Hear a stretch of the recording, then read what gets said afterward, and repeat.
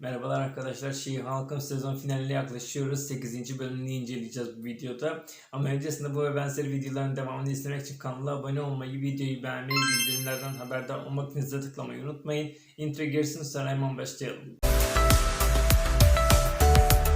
Jennifer Wayne'in süper kahraman avukatı heyecan verici sezon finaline yavaş yavaş birlikte yaklaşıyorlar.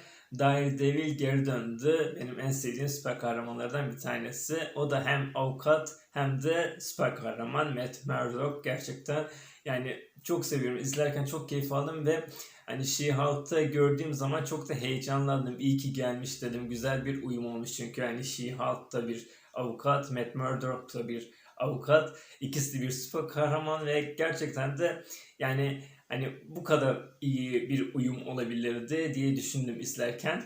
Altın Maskesi'nin görülmesinden 3 hafta sonra Matt Murdock, She-Hulk'ta Jennifer Walters'ın yanında uzun zamandır beklenen rolünü artık iyice ortaya koydu. Jennifer Wayne süper kahraman avukatı dizinin şimdiye kadarki en iyi bölümünü sunuyorlar diyebilirim. Bu bölümdeki davanın konusu Liv Frog adında zengin şımarık bir çocuk var. Süper kahraman kıyafetleri yapan terziden bir kıyafet satın alıyor. Ancak kıyafet bozuk çıktığı için bu çocuk böyle vücudunun bazı yerlerini yakıyor. Haliyle terziye dava açıyor. Ancak şöyle bir sıkıntı var. İşin can sıkıcı kısmı şu. Bu terzi Jennifer'ın süper kahraman kıyafetlerini ve iş kıyafetlerini yapan terzi Luke. Haliyle de Jennifer aslında bu davayı üstlenmek istemiyor ve yapıcı bir tavır takınmak istiyor. Ancak Luke tabii ki de kıyafetlerini bir söz geldiği için de Jennifer'ı tersliyor ve terslemekle de kalmıyor. Ödül gecesi için yaptığı kıyafeti tamamen yırtıyor. Haliyle de bu böyle çekişmeli bir dava haline geliyor. Dava oluyor ve Luke kazanıyor. Çünkü Luke'un kazanmasının sebebi bu çocuk kıyafeti yanlış kullanmış. Yani kullanma talimatlarına uymamış. Açıkçası bu dava yani çok uzun sürmüyor. Gayet açık ve hani sonucu da aslında belli bir dava ama burada aslında başrolde olan kişi bu Liv Frog veya Luke değil. Aslında başrolde olan kişi direkt karşımıza çıkan Matt Murdock. Burada Matt Murdock ilk defa karşımıza çıkıyor. Yani dava aslında karşımıza çıktığı ilk sahne. Haliyle de yani kimse aslında tabii bizim dışımızda kimse onun bir süper kahraman olduğunu bilmiyor. Biliyorsa da bunu muhtemelen dizideki karakterler arasında bir tek Luke biliyordur. Tabii zaman içerisinde yani Jennifer'la aralarında bir böyle flörtleşme oluyor. Flörtleşmeyle birlikte bir ilişki de yaşanıyor ve sadece ilişkiyle de kalmıyor. Hatta arada bir aksiyon yaşanıyor. Yani tek bölüm içerisinde Matt'le birlikte hem aşk ilişkisi yaşıyorlar, hem bir aksiyon yaşıyorlar, hem bir dava yaşıyorlar. Yani aslında bu bölüm o kadar güzeldi ve o kadar zengindi ki yani böyle dolu dolu geçmesi. Ben bir önceki videoda mesela bunu eleştirmiştim. Bu bir komedi filmi değil, sürekli komedi üzerine yoğunlaşıyorlar ve bu gerçekten artık sıkmaya başladı. Ben bundan sıkılmaya başladım demiştim.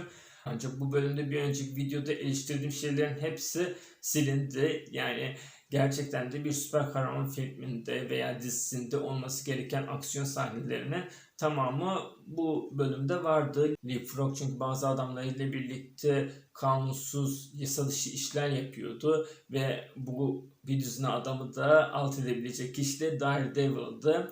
Bununla birlikte de ona yardım eden kişi de She-Hulk'tı. Yani o kadar güzel sahneler vardı ki, o kadar güzel dövüş sahneleri vardı ki bu bölümde onları izlerken çok büyük keyif aldım. Yani açık söyleyeyim, net bir şekilde ben bütün sezon boyunca 8. bölümü çok sevdim. Belki Daredevil'in bu bölümün bu kadar dahil olması çok hoşuma gitti ve bu kadar bu bölümü sevmemi sağladı ama yine de yani bence gerçekten de çok iyi oldu. She-Hulk böyle tek başına sadece komediyle gerçekten belli bir yerden sonra artık sıkmaya başlamıştı. En azından ne kadar ben bu diziyi sevsem de, süper kahraman dizilerini sevsem de, özellikle Hulk yani benim için gerçekten muhteşem bir süper kahraman. Benim favori süper kahramanlarımdan bir tanesi olmasına rağmen yani Hulk dizisinin yavaş yavaş böyle komedi dizisine kayması artık benim gözümde yavaş yavaş küçülmesine sebep oluyordu ki bu bölüme kadar hem Daredevil'in dahil olması hem She-Hulk'ın da artık bu aksiyon sahnelerinde böyle aktif bir şekilde dahil olması, ikisinin beraber böyle güzel bir şekilde bu dövüş sahnelerinde yani yer alması çok iyiydi. Ben bu bölümü çok beğendim. Gerçekten de yani bundan sonra da böyle devam etmesini istiyorum ve Daredevil'de umarım bundan sonra daha fazla yer alır She-Hulk'ta. Yani bu dizide umarım tek bölümlük bir yeri yoktur. Daha fazla bir hikaye yaratmışlardır ona. Çünkü tek bir bölümde bu kadar etki yarattıysa yani birkaç bölüm daha eğer hikaye verirler sonra bence çok büyük bir katkı sağlayacaktır diziye ve ben bunu gerçekten de çok isterim. Bunun olmasını, bu şekilde devam etmesine.